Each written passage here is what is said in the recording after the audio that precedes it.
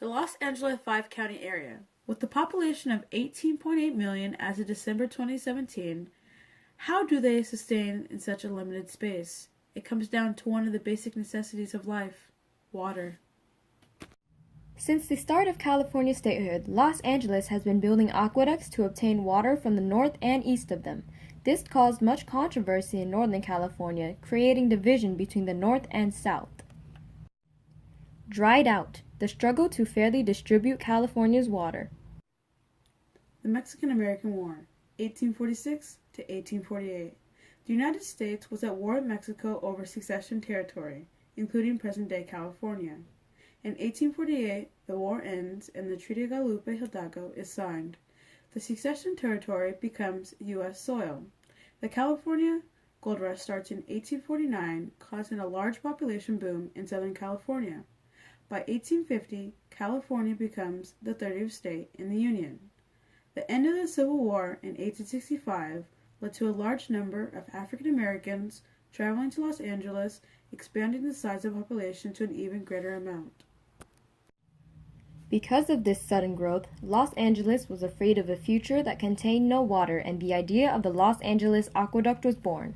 The plan was to build a 280-mile aqueduct to the nearby Owens Lake, who gets all of its water from the eastern Sierra Nevadas melted snow.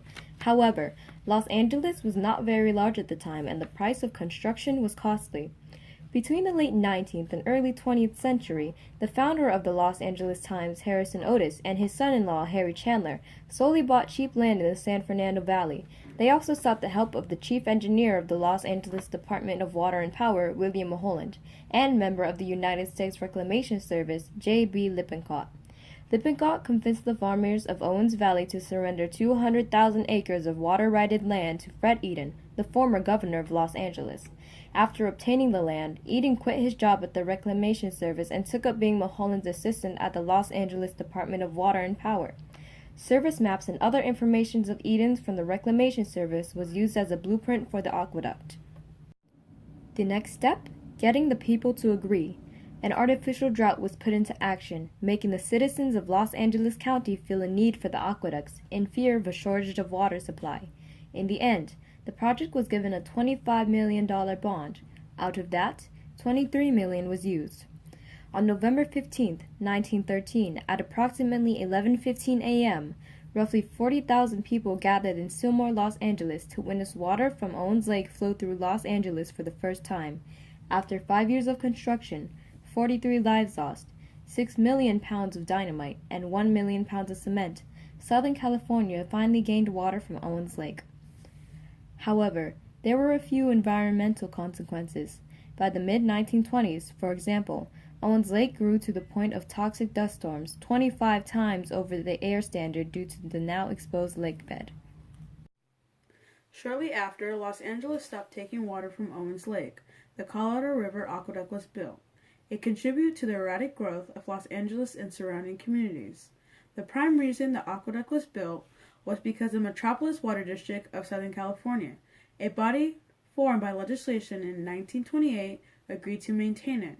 The district served 6 counties, and their population in 50 years went from 3.5 million in 1939 to 17.5 million in 1993.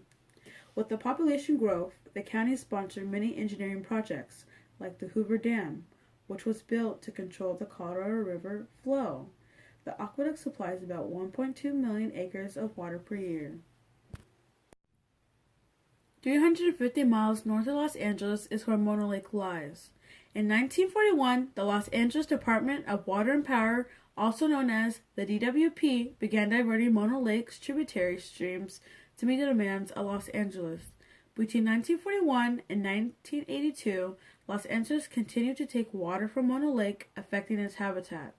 The rate at which Mono Lake's water levels dropped increased due to diversions of water from its tributary streams by DWP.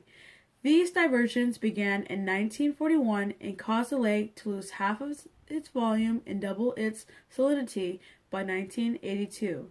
They also caused Naked Island, an important habitat, for California goals to become accessible to predators.